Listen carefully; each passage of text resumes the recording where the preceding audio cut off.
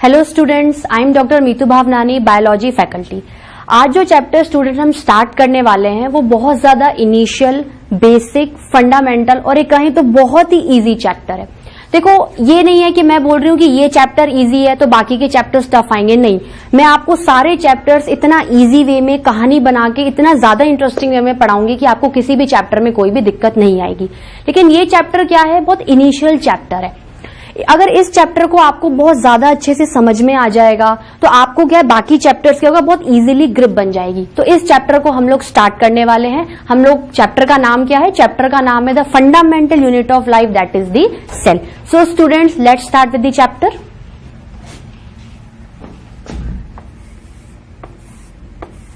The fundamental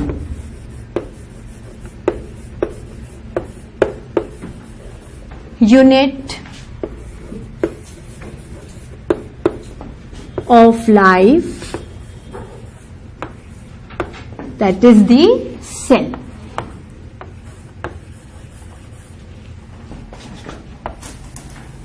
क्या नाम है चैप्टर का, the fundamental unit of life, that is the cell. Chapter को स्टार्ट करने से पहले जब भी हम कोई भी चैप्टर स्टार्ट करेंगे, हम क्या करेंगे, उसके कंटेंट्स के बारे में पढ़ लेंगे। कंटेंट मतलब जैसे कोई एक टॉपिक हो गया तो आपको क्लियर हो जाएगा कि पहला टॉपिक ये स्टार्ट होगा, सेकंड टॉपिक ये स्टार्ट होगा, थर्ड टॉपिक ये स्टार्ट होगा। और हम टॉपिक्स को इतनी सीक्वेंस और इतना इंटर रिलेटेड फॉर्म में पढ़ेंगे कि जब आप दो टॉपिक्स को मिक्स करोगे ना तो आपको उनका खुद का कनेक्शन क्या है, खुद ब खुद समझ में आता है जैसे जैसे चैप्टर आगे बढ़ता जाएगा। तो सबसे पहले स्टूडेंट्स, इस चैप्टर के कंटेंट्स हम बहुत अच्छे से पढ़ लेते हैं।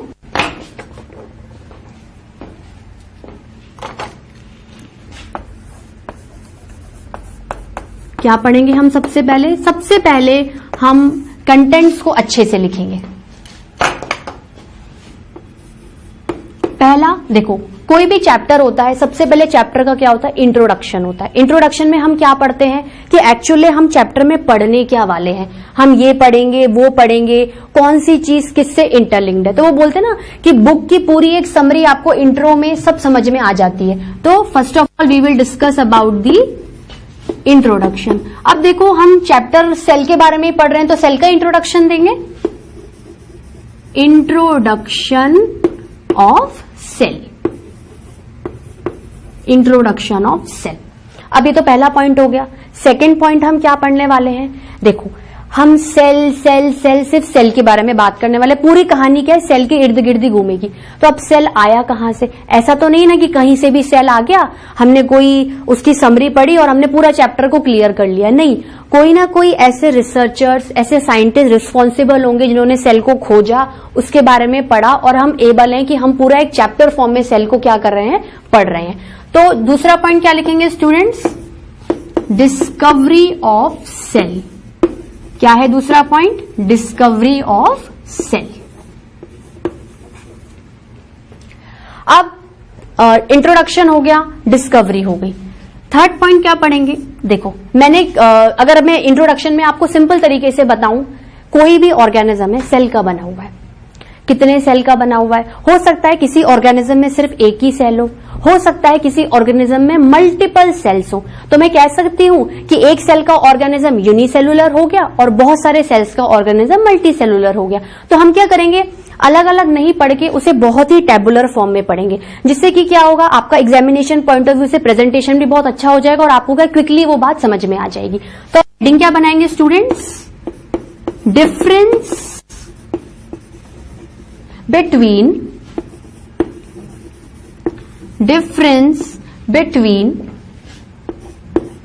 unicellular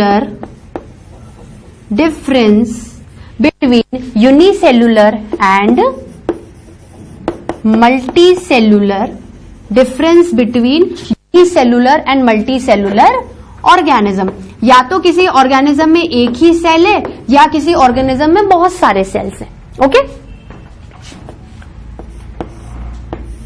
अब डी पॉइंट क्या पढ़ने वाले हैं, देखो डी पॉइंट ना बिल्कुल सी से इंटरलिंक्ड है। मैंने आपको स्टार्टिंग में क्या बताया था, मैं कंटेंट में जितने भी पॉइंट लिखाऊंगी ना वो सारे क्या होंगे, एक दूसरे से इंटरलिंक्ड होंगे। इसका मतलब इससे होगा, इसका मतलब इससे होगा, तभी तो मैंने सीक्वेंस वाइज में आपको स्टार्टिंग में ही बता रही हूं। देखो इसके बाद में आपको ये कह सकती हूं कि मैं एक सब टॉपिक उठाऊंगी। सब टॉपिक का मतलब क्या होता है, जो बिल्कुल इससे क्या होगा, इंटरलिंक्ड होगा। ठीक है, वो भी सेल से रिलेटेड है। जैसे कुछ सेल्स होंगे प्रोकैरियोटिक और कुछ सेल्स होंगे यूकैरियोटिक। अभी जैसे जैसे चैप्टर स्टार्ट होगा आपको सब समझ में आएगा। प्रोकैरियोटिक का मैं हल्का सा आपको हिंट दे देती हूं।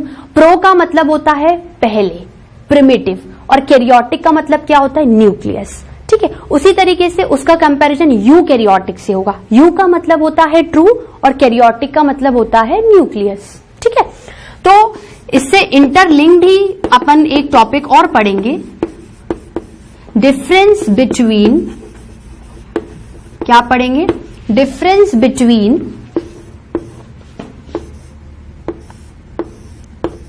प्रोकैरियोटिक, क्या पढ़ेंगे, difference between prokaryotic and eukaryotic.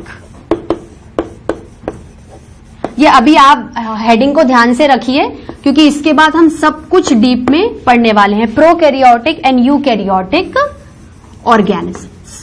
ठीक है, नोटेड डाउन स्टूडेंट्स।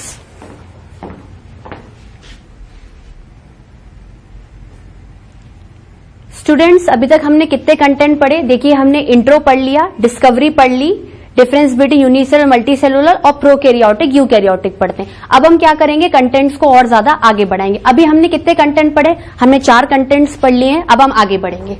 देखिए मैं इतना सब कुछ बोल रही हूं, मैंने इंट्रो बोल दिया, मैंने डिस्कवरी बोल दी, मैंने डिफरेंसेस बोल दिए। अब मेरे को एक्चुअल में क्या पढ़ना है, मेरे को सेल के बारे में पढ़ना है। सेल कैसा दिखता है, सेल का स्ट्रक्चर कैसा है, सेल के अंदर मुझे क्या दिखेगा, और जो भी सेल के अंदर है एक्चुअली उसका क्या फंक्शन और सिग्निफिकेंस है। तो सबको समराइज में मैं क्या बोलूंगी, एक हेडिंग डालूंगी, स्ट्रक्चर ऑफ सेल। क्या पढ़ूंगी मैं, स्ट्रक्चर ऑफ सेल।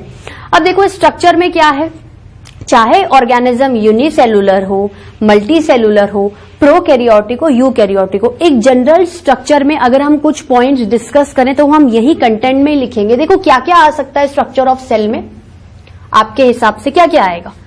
कुछ बाहर का स्ट्रक्चर, अगर मैं बाहर से अंदर चलूं तो पहले मुझे कुछ बाहर दिखेगा, फिर धीरे धीरे धीरे मैं क्या करूंगी, अंदर की तरफ आती जाऊंगी। तो इसको हम ऐसे लिख सकते हैं कि कंटेंट्स में we will discuss about the cell membrane, ठीक है, एंड सेल वॉल। अब आप बोलोगे मैम सेल मेम्ब्रेन और सेल वॉल क्या होते हैं, डोंट वरी, ये जस्ट मैं आपको कंटेंट्स लिखा रही हूं, उसके बाद एक एक चीज को मैं बहुत ज्यादा ब्रॉडली आपको समझाऊंगी। देन न्यूक्लियस, न्यूक्लियस का लिंक्ड प्रोकैरियोटिक और यूकैरियोटिक से डायरेक्टली है। Then cytoplasm and finally cell organelles. इसी के साथ हम कुछ सब टॉपिक्स और भी कंसिडर करेंगे। जैसे हम थोड़ा बहुत अगर एक्स्ट्रा नॉलेज में जाएं तो हम सेल के शेप के बारे में भी पढ़ लेंगे, ठीक है, उसके साइज को भी कंसिडर कर लेंगे और उसके काउंट को भी कंसिडर कर लेंगे कि देखो कोई ऑर्गेनिज्म उठाया, उसमें सेल का शेप ये था, साइज ये था और काउंट ये था। तो ये सारे क्या इसके अंदर ही सब टॉपिक्स आ जाते हैं। Last content but not the least one, difference between, किसके बीच में difference between, plant and animal cell.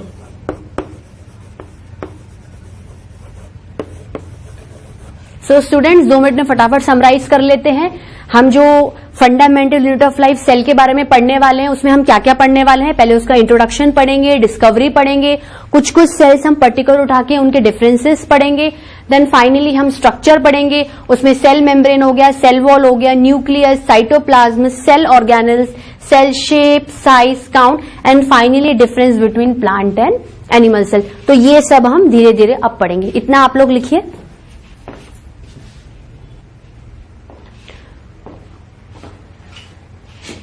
So students, अभी तक हमने क्या क्या पढ़ लिया था? हमने चैप्टर से रिलेटेड सारी चीजें पढ़ ली थी। मैंने आपको कंटेंट सारे लिखा दिए थे, right from intro to the difference of plant cell and animal cell. तो अब धीरे धीरे अगर एक एक कंटेंट को उठाते चले तो पहला कंटेंट हम क्या पढ़ने वाले हैं? पहला कंटेंट हम पढ़ने वाले हैं introduction of cell. So students, start with the first content of this chapter, that is named as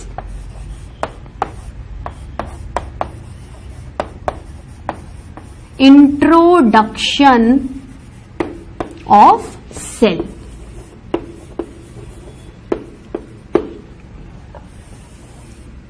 introduction क्या समझते हैं? अगर मैं आपसे ही पूछूं स्टूडेंट्स, सेल क्या होता है, क्या बोलेंगे आप? आप बोलेंगे कि मैम कोई भी ऑर्गेनिज्म है उसकी लाइफ की स्टार्टिंग सेल से होती है। सेल मतलब, चलो मैं मेरी बॉडी को एक लिविंग ऑर्गेनिज्म कंसीडर करती हूँ फ्रॉम हेड टू टो, तो मेरे माइंड से लेके, माइंड का मतलब होता है मेरे ब्रेन से लेके मेरे पैरों तक पूरी बॉडी किसकी बनी हुई है? सेल की बनी हुई है। तो मैं कह सकती हूं कि मेरे अर्थ में वेराइटी ऑफ लिविंग ऑर्गेनिजम्स है। अगर मैं लिविंग ऑर्गेनिजम्स को भी डिफरेंशिएट करूं ना अलग अलग में, तो मैं कह सकती हूं देखो ये स्मॉल साइज्ड है, ठीक है, ये माइक्रोस्कोपिक है जो मुझे मेरी नेकेड आई से नहीं नजर आता, ये बहुत ही लार्ज साइज्ड है, ये माइक्रोस्कोपिक है, ये मेरे को मेरी नेकेड आई से नजर आता है। मतलब कहने का ही मतलब है दुनिया का कोई भी लिविंग ऑर्गेनिज्म है उसकी लाइफ की स्टार्टिंग कहां से हुई है? उसकी लाइफ की स्टार्टिंग सेल से हुई है, चाहे वो माइक्रोस्कोपिक हो मैक्रोस्कोपिक हो। अब किससे बना हुआ है माइक्रो ऑर्गेनिज्म? मैं कैसे बोलूंगी कि नहीं ये सेल का बना हुआ है? लेकिन सेल की मुझे कोई डेफिनेशन भी देनी पड़ेगी, मुझे आपको कुछ बताना भी पड़ेगा जिससे कि आप समझोगे ना कि नहीं मैम ये सेल से बना हुआ है। मैं कह सकती हूं कि इन माई अर्थ every living organism is made up of tiny microscopic unit। tiny मतलब छोटा, माइक्रोस्कोपिक मतलब जो मुझे मेरी नेकेड आई से नहीं नजर आएगा, मुझे उसे देखने के लिए किसी माइक्रोस्कोप की जरूरत पड़ेगी, किसी ऐसे डिवाइस की जरूरत पड़ेगी जो उस छोटी चीज को मैग्नीफाई करके मुझे बड़ा दिखा दे, ठीक है। तो all the living organisms are made up of tiny microscopic units which is called as cell। अब आप बोलोगे कि मैम सेल नजर कैसा आता है? चलो ठीक है, मैंने कह दिया कि मैंने माइक्रोस्कोप में स्टडी कर ली, अब मुझे सेल नजर कैसा आएगा? मुझे सेल कैसा भी नजर आ सकता है। सेल का कोई भी शेप हो सकता है, कैसा भी साइज हो सकता है, कैसा भी नंबर हो सकता है, लेकिन मैं ये समझने के लिए कह सकती हूं कि सेल मेरे को एक बॉक्स की तरह नजर आएगा। सेल मेरे को एक बॉक्स की तरह नजर आएगा। क्यों? एक रूम की तरह नजर आ रहा है, एक बॉक्स की तरह, कंपार्टमेंट की तरह नजर आ रहा है। क्यों? क्योंकि cell derives, the term cell derives from the Latin term which is known as cellula। मैंने क्या बोला? I'm going to repeat the sentence again। Cell derives from the Latin word cellula। cellula का मतलब होता है स्मॉल रूम। मतलब देखो ये एक स्मॉल रूम है, small room small room small room, और पूरी बॉडी किससे बन गई है? सेल से बन गई है, ठीक है। तो हम लोग लिखना स्टार्ट करते हैं। मैंने आपको क्या बताया था? Earth is occupied by, earth is occupied by variety, earth is occupied by variety of living organisms, living organisms। Very very important. Cell की कहानी किसके इर्द गिर्द घूमेगी? लिविंग ऑर्गेनिजम्स में। अंडरलाइन करिए इसको। Our earth is occupied by variety of living organisms। अब देखो लिविंग ऑर्गेनिजम्स को अगर मुझे ब्रॉडली एक समरी में पढ़ना हो तो कैसे पढ़ूंगी? क्या क्या हो सकते हैं लिविंग ऑर्गेनिज्म? लिविंग ऑर्गेनिज्म आपके माइक्रोस्कोपिक भी हो सकते हैं और मैक्रोस्कोपिक भी हो सकते हैं। अगर इसको बहुत सिंपल तरीके से लिखूं कि क्या होता है माइक्रोस्कोपिक और मैक्रोस्कोपिक? माइक्रोस्कोपिक का मतलब होता है स्मॉल साइज्ड, बहुत छोटा है, इतना छोटा है मुझे मेरी खुली आंखों से नजर ही नहीं आ रहा है। तो माइक्रोस्कोपिक मतलब small sized, not seen bye naked eyes, not seen bye naked eyes. और उसी के ही कंट्रास्ट और कंपैरिजन में मैं लिखूं तो मैक्रोस्कोपिक क्या हो गया? मैक्रोस्कोपिक हो गया लार्ज साइज। स्टूडेंट्स क्या हो गया? Large size. मजा आ रहा है पढ़ने में? ये क्या हो गया? Small size. ये क्या हो गया? Large size. ये है not seen by my naked eyes, मुझे मेरी खुली आंखों से नजर ही नहीं आएगा। इसका अपोजिट में क्या लिख दूंगी? Very simple, seen by my. Naked का मतलब क्या होता है? खुली हुई आंखों से, नेकेड आइज। ठीक है, अब मैं बोलूं अर्थ ऑक्यूपाइड बाय लिविंग ऑर्गेनिज्म। ठीक है, ये बात समझ में आ गई। लिविंग ऑर्गेनिज्म माइक्रोस्कोपिक भी होता है, मैक्रोस्कोपिक भी होता है। तो मैं अगर ब्रॉडली एग्जाम्पल्स दूं तो क्या क्या ले सकती हूँ? आप ही बताइए, क्या क्या मैं बता सकती हूँ कि ये लिविंग ऑर्गेनिज्म है? देखो, अमीबा छोटा सा ऑर्गेनिज्म है, यूनिसेलुलर, एक ही बॉडी सारे काम कर रही है, पर लिविंग है। क्यों लिविंग है? क्योंकि वो सेल का बना हुआ। वो क्या है? सेल का बना हुआ है। अब मैं कह रही हूं कि आई कंसिडर सम प्लांट्स। कोई भी प्लांट होगा, देखो छोटी हाइट का भी हो सकता है, बड़ी हाइट का भी हो सकता है, कोई फ्लावरिंग प्लांट भी हो सकता है, कोई नॉन फ्लावरिंग प्लांट भी हो सकता है, पर बना किसका हुआ है? सेल का बना हुआ है। अब मैं एनिमल्स को कंसिडर कर लेती हूं, कोई भी एनिमल ले लो, किसका बना हुआ है? सेल का बना हुआ है। और मैं इन सबके बाद में खुद को कैसे भूल सकती हूं? We are human beings, we are also the fittest living organism of this world. तो मैं तो सेल की बनी हुई होंगी। तो अगर एग्जाम्पल से समझे इसको तो आप बहुत सारे एग्जाम्पल दे सकते हैं, जैसे अमीबा, अमीबा हो गया, और प्लांट्स, और क्या क्या लिख सकते हो? एनिमल्स। ठीक है, और मैं अपने आप को कभी नहीं भूलूंगी, ह्यूमन बींग्स। क्या हो गए? Human beings. इतना लिखिए स्टूडेंट्स। स्टूडेंट्स, अभी तक हमने क्या पढ़ा? हमने इंट्रोडक्शन स्टार्ट कर लिया था। इंट्रोडक्शन में हमने ये सब पढ़ा था कि देखो लिविंग ऑर्गेनिजम्स होते हैं, वो माइक्रोस्कोपिक भी हो सकते हैं, मैक्रोस्कोपिक भी हो सकते हैं, वो स्मॉल साइज भी हो सकते हैं, लार्ज साइज भी हो सकते हैं, और हमने क्या था? उनके एग्जाम्पल्स भी पढ़ लिए थे। अब हम ये कह सकते हैं, चलिए ये तो सारी बातें हो गई हैं, ठीक है, मैं कैसे बोलूंगी, कैसे समझूं कि ये लिविंग ऑर्गेनिज्म सेल का बना हुआ है? तो मैं स्टार्ट करूंगी।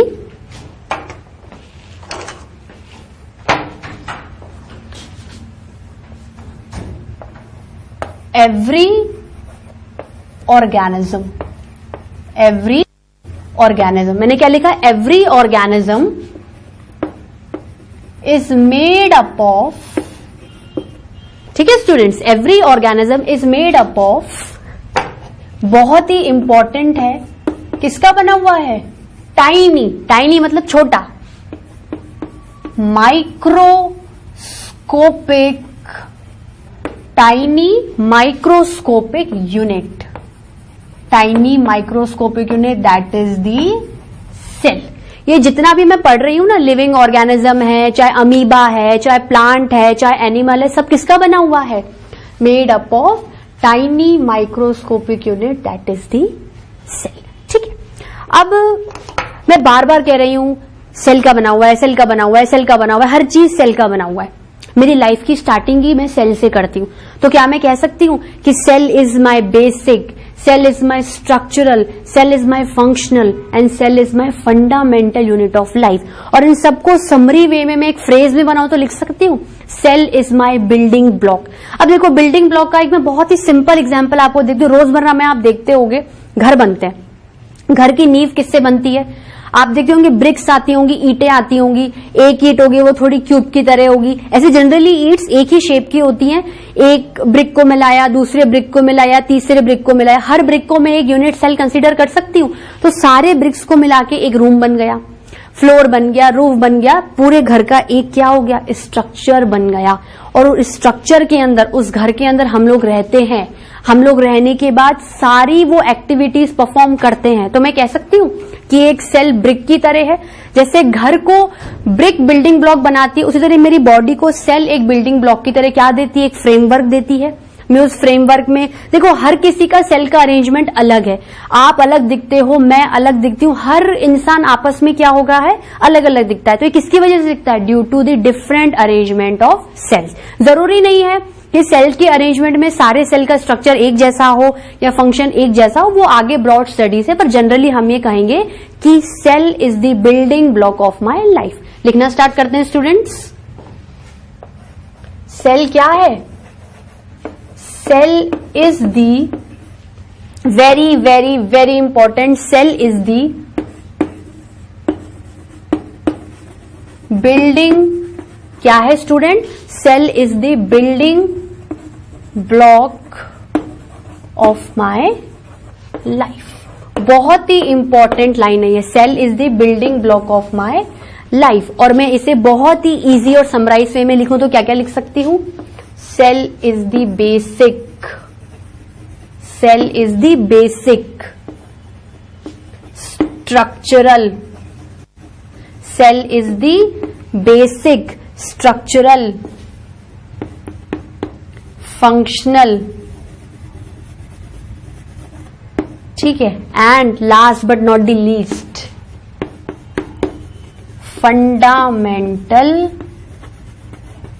Fundamental unit of life. ठीक है, बहुत इंपॉर्टेंट है। I put a star mark over here, सब बहुत इंपॉर्टेंट है, सब पे मैं स्टार मार्क करूंगी। क्यों? क्योंकि सेल है तो मैं हूं। I can't consider my survival without the cell. ठीक है students, every organism tiny microscopic unit के बने हुए होते हैं। सेल एक बिल्डिंग ब्लॉक ऑफ लाइफ है, basic structural and functional fundamental unit of life है। तो मैं इस पूरे को क्या लिख सकती हूं? This is the whole complete summarize and easy definition of my cell. क्या लिखिए स्टूडेंट्स? स्टूडेंट्स अभी तक हमने क्या क्या पढ़ लिया? हमने इंट्रोडक्शन ऑफ सेल पूरा पढ़ लिया है। ठीक है, दैट मीन्स हमने एक कंटेंट अपने जो चैप्टर है फंडामेंटल यूनिट ऑफ लाइफ उसका क्या कवर अप कर लिया। अब हम सेकंड कंटेंट की तरफ मूव करेंगे। स्टूडेंट मैंने सेकंड कंटेंट आपको क्या बताया था? इंट्रो के बाद मैंने क्या बताया था आप लोगों को? मैंने आपको बताया था डिस्कवरी। क्या बताया था मैंने? Discovery of cell. देखो डिस्कवरी में जनरली हम क्या पढ़ने वाले हैं? डिस्कवरी में हम हिस्टोरिकल बैकग्राउंड पढ़ेंगे। हिस्टोरिकल बैकग्राउंड मतलब इतने साल पहले कोई साइंटिस्ट आया होगा, उसने कुछ देखा होगा, ठीक है, फिर उसको पता चला होगा कि नहीं बॉडी में ऐसा कोई बिल्डिंग ब्लॉक होता है जिसको मैं क्या कंसीडर कर सकता हूं? जिसको मैं सेल कंसीडर कर सकता हूं। तो ओवरऑल अगर हम बात करें तो हम इसमें क्या पढ़ने वाले हैं? हम इसमें हिस्टोरिकल सेल से रिलेटेड जितनी भी बैक में हिस्ट्री जा रही है उसको हम स्टडी करेंगे। हिस्टोरिकल बैकग्राउंड क्या पढ़ने वाले हैं students? Historical background. That means कुछ कुछ आपको ईयर्स के बारे में भी याद करना पड़ेगा, कुछ कुछ साइंटिस्ट के बारे में भी याद करना पड़ेगा, लेकिन हम उसको बहुत ऐसे इंटरेस्टिंग वे में पढ़ेंगे, आपको कहानी लगेगी और आपको सारे साइंटिस्ट का नाम भी याद हो जाएगा। देखो इस फील्ड में, सेल की स्टडी के फील्ड में जो सबसे पहला साइंटिस्ट आया था, जिन्होंने सबसे पहले क्या करूं, सेल की गाड़ी को क्या धक्का लगा दिया आगे कि नहीं मैंने थोड़ा सा धक्का दे दिया, अब बाकी साइंटिस्ट आगे इसको क्या करेंगे? आगे बढ़ाएंगे। पहले साइंटिस्ट का नाम था रॉबर्ट, क्या नाम था students? Robert Hooke. Robert Hooke. अब आप बोलोगे कि मैं कौन से ईयर में आए, वो भी थोड़ा सा बोरिंग है पर सब कुछ याद हो जाएगा। रॉबर्ट कौन से ईयर में आए? इन दी ईयर, देखो ईयर में आपको क्यों बता रही हूं, इसका बहुत बड़ा सिग्निफिकेंस अभी आपको थोड़ी देर में पता चलेगा। इन दी ईयर 1665। कौन सा ईयर है स्टूडेंट्स? 1665। रॉबर्ट हुक ने क्या किया? रॉबर्ट हुक ने उनको ऐसे ही कुछ लिविंग ऑर्गेनिज्म की स्टडी करनी हो, क्योंकि साइंटिस्ट का दिन ब दिन काम क्या होता है? सिर्फ स्टडी करना और अपने रिसर्चेस को क्या करना? पब्लिक को दिखाना कि मैंने ये पढ़ा है और मेरे को ये समझ में आया है। ठीक है, उन्होंने क्या किया? आपने एक बॉटल देखी होगी, बॉटल का ढक्कन होता है, बॉटल के ढक्कन को लिड बोलते हैं, वो लिड कॉर्क का बना हुआ होता है। तो रॉबर्ट हुक ने क्या किया? उस बॉटल के कॉर्क की एक थिन स्लाइस ले ली और उस थिन स्लाइस को अपने सेल्फ डिजाइंड माइक्रोस्कोप में पढ़ा, क्योंकि देखो ईयर बहुत पुराना है, इस टाइम पे बहुत ज्यादा लेटेस्ट बहुत अच्छे माइक्रोस्कोप्स का इन्वेंशन नहीं हुआ था। तो उन्होंने क्या था, अपने हिसाब से कुछ ऐसा डिवाइस बना लिया कि एक लेंस ले लिया, एक ऑब्जेक्ट ले लिया, कुछ लाइट दे दी, तो जो भी लेंस के नीचे ऑब्जेक्ट था मतलब थिन स्लाइस ऑफ कॉर्क, वो क्या हो गया? इनको मैग्नीफाई तरीके से नजर आ गया।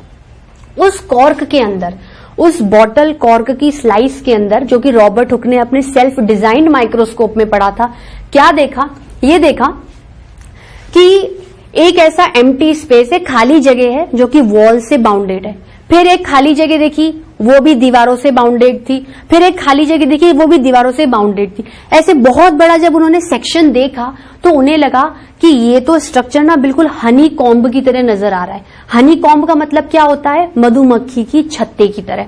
ऐसे बहुत बड़ा जाल सा नजर आया और उस जाल के अंदर जो एक एक यूनिट थी, एक एक यूनिट किसकी तरह नजर आ रही थी? एक एक यूनिट नजर आ रही थी एक छोटे से कमरे की तरह, एक बॉक्स की तरह, एक कंपार्टमेंट की तरह। उन्होंने क्या बोला? ये पर्टिकुलर एम्प्टी स्पेस जो कि बॉक्स की तरह नजर आ रही है, उनका क्या नाम दे दिया? उनका सेल नाम दे दिया।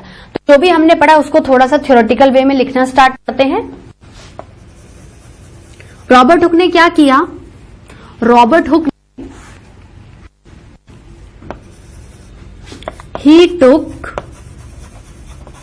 रॉबर्ट हुक ने, मैंने क्या बताया था students? He took thin slice of bottle cork, thin slice of bottle cork. Students आपसे ये नहीं पूछा मैम कॉर्क का मतलब क्या होता है? ये तो मैंने आपको बता दिया कि उन्होंने बॉटल का ढक्कन होता है, वो ढक्कन कॉर्क से बना हुआ होता है। पर कॉर्क क्या होता है? कॉर्क आपने ट्री देखा है, ट्री का बार्क होता है, मोटा सा स्टेम ब्राउन कलर का, तो वो ब्राउन कलर का जो बार्क और स्टेम होता है उसको क्या बोलते हैं? कॉर्क बोलते हैं। उस सब्सटेंस से बॉटल का ढक्कन क्या होता है? बना हुआ रहता है। तो कॉर्क के बारे में अगर हल्की सी इंफॉर्मेशन लिखें तो क्या लिखेंगे? Substance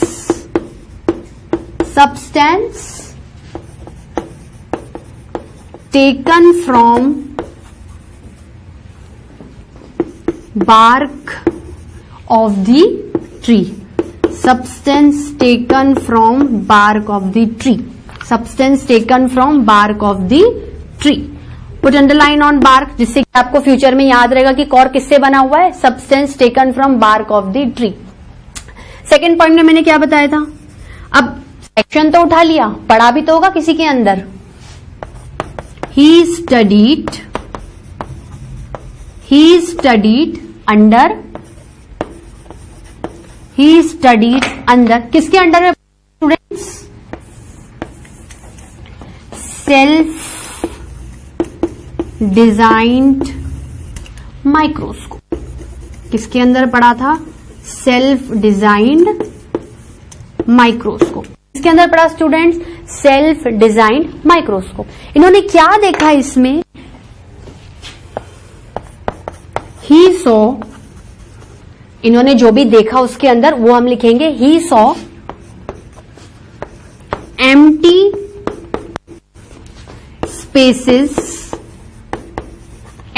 spaces bounded by the walls, empty spaces bounded by the walls. बहुत सारी एम्प्टी स्पेसेस हैं बाउंडेड बाय दी वॉल से, और उन्होंने क्या दिया? उन्होंने एक पूरे जो पैटर्न को हनी कॉम्ब पैटर्न बोला। हनी कॉम्ब पैटर्न मतलब मधुमक्खी के छत्ते की तरह दिखा। तो empty spaces bounded by the walls क्या किया? गिविंग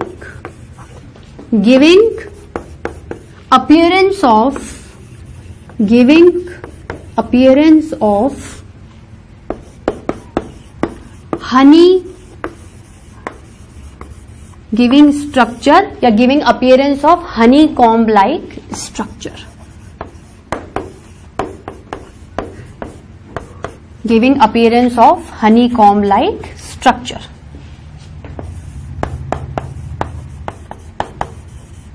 इतना लिखिए स्टूडेंट्स। अभी तक हमने क्या पढ़ा? देखो हमने इंट्रोडक्शन पढ़ लिया था, इंट्रोडक्शन के बाद हमने डिस्कवरी भी स्टार्ट कर दी थी। मैंने आपको क्या बताया था? डिस्कवरी में पहले साइंटिस्ट कौन से? रॉबर्ट हुक, जिन्होंने ईयर 1665 में ये सब डिस्कवरी की। देखो अगर मैं बार बार ये बोल रही हूं कि इन्होंने empty space bounded by the wall करी, ऐसे कर सकती हूं कि ये एम्प्टी स्पेस है और it is bounded by the walls. ऐसे बहुत सारी empty spaces bounded by the walls दिखी और इन्हें एक हनी कॉम्ब लाइक स्ट्रक्चर दिखा। इन्हें एक हनी कॉम्ब लाइक मतलब मधुमक्खी की छत्ते की तरह। तो इसको मैं ऐसे ड्रॉ कर सकती हूं,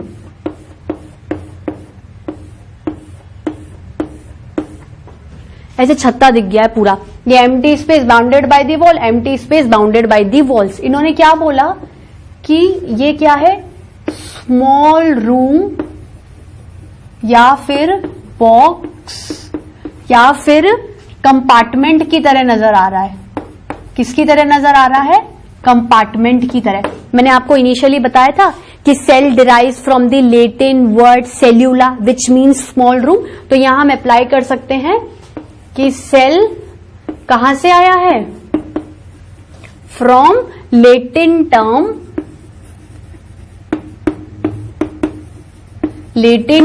उसको हम क्या बोलेंगे स्टूडेंट्स? सेल्यूला। क्या बोलेंगे? सेल्यूला। सेल्यूला का मतलब क्या होता है? Small room. क्या होता है? Small room. तो ले दे के बात क्या होती है कि हमारे लिविंग ऑर्गेनिज्म की बॉडी छोटे छोटे स्मॉल रूम के बनी हुई होती है, और पर्टिकुलर स्मॉल रूम को मैं क्या बोलती हूं? मैं बोलती हूं सेल्यूला या फिर सेल बोलती हूं। ठीक है, मैं लिख सकती हूं कि each empty space can be considered as small box. ठीक है, कंपार्टमेंट, और इसको मिला के मैं क्या बोलूंगी कि हर स्पेस क्या है? सेल है। ठीक है, लेकिन रॉबर्ट हुक ने क्या किया? रॉबर्ट हुक ने अपनी स्टडी, चूंकि बहुत ज्यादा माइक्रोस्कोप डेवलप नहीं थे, सेल्फ नहीं थे, तो रॉबर्ट हुक ने क्या किया? रॉबर्ट हुक को सिर्फ और सिर्फ इतनी स्टडी कर पाया कि ठीक है, एम्प्टी स्पेस है, बाउंडेड बाय दी वॉल से, प्रॉपरली सेल का प्रॉपर स्ट्रक्चर क्या होता है, उसके अंदर क्या दिखता है, उसके अंदर अगर आपको कुछ नजर आ रहा है, जैसे मैंने आपको कंटेंट लिखा था structure of cell, that means उसके अंदर कुछ साइटोप्लाज्म टाइप भी होगा, कोई न्यूक्लियस टाइप भी होगा। उसी तरीके से रॉबर्ट हुक क्या है, बहुत ज्यादा स्टडी नहीं कर पाए, पर उन्होंने एक बहुत अच्छा काम किया कि जो भी उन्होंने स्टडी करी उन्होंने एक रिटन फॉर्म में उसको समरी वाइज में लिख दिया। अब आप खुद सोचो कि कैसे समरी वाइज लिखा होगा। उन्होंने एक बुक लिख दी, उस बुक का नाम क्या था? माइक्रोग्राफिया। तो जो भी हुक ने पढ़ा उसे रिटन फॉर्म में क्या कर दिया? सिक्योर कर दिया। उससे क्या फायदा हुआ? उसे ये फायदा हुआ कि इसके बाद जो साइंटिस्ट हम पढ़ने वाले हैं उन्होंने हुक की थ्योरी को पढ़ा, उन्होंने हुक की बात को समझा और आगे सेल को क्या किया? रीडिफाइन करके फर्दर डिस्कवरी की, जिससे कि उन्हें समझ में आया कि नहीं, each and every organism start its life as a cell. ठीक है, Hooke summarized his all aspects in a book। नाम क्या था बुक का? माइक्रोग्राफिया। क्या नाम था book? Micrographia. I am again writing it. क्या नाम था स्टूडेंट्स बुक का? माइक्रोग्राफिया। क्या नाम था स्टूडेंट्स बुक का? माइक्रोग्राफिया। ठीक है, तो रॉबर्ट हुक की पूरी समरी एक बार देख लेते हैं कि रॉबर्ट हुक ने क्या किया। ईयर 1665 में बॉटल कॉर्क का स्लाइस उठाया, अपने सेल्फ डिजाइन माइक्रोस्कोप में पढ़ा, उनको एक एम्प्टी स्पेस नजर आया जो कि बाउंडेड बाय दी वॉल्स था। उन्होंने बहुत सारे ऐसी चीजें देखी और उन्हें लगा अरे ये तो हनीकॉम मधुमक्खी की छत्ते की तरह नजर आ रहा है। तो उन्होंने उस पर्टिकुलर जो एम्प्टी स्पेस दिखा उसको क्या बोला कि भाई स्मॉल रूम भी हो सकता है, बॉक्स भी हो सकता है, कंपार्टमेंट भी हो सकता है। ठीक है, क्यों?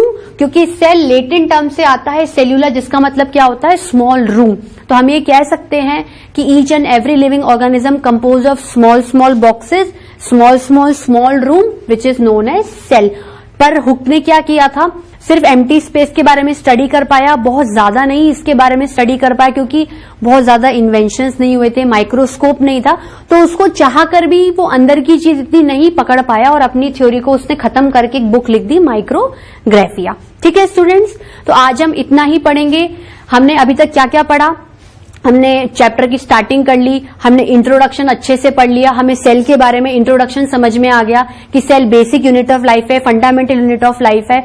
उसके बाद जो हमने पहला कंटेंट पढ़ा था इंट्रोडक्शन, फिर उसको हमने कवर अप कर लिया था। सेकेंड जो कंटेंट हमने डिस्कवरी पढ़ी थी, डिस्कवरी में हम बहुत सारे साइंटिस्ट के बारे में पढ़ने वाले हैं। उसमें हमने प्रॉपरली जो पहला साइंटिस्ट था जिसने थ्योरी को इनिशियलाइज किया था, दैट इज रॉबर्ट हुक। हमने ईयर भी पढ़ा 1665 में, तो उन्होंने जो भी लिखा था वो हमने सब कुछ पढ़ लिया। तो नेक्स्ट कंटेंट और नेक्स्ट थ्योरी जो साइंटिस्ट के बारे में स्टूडेंट्स हम लोग कल पढ़ेंगे। Till then bye bye.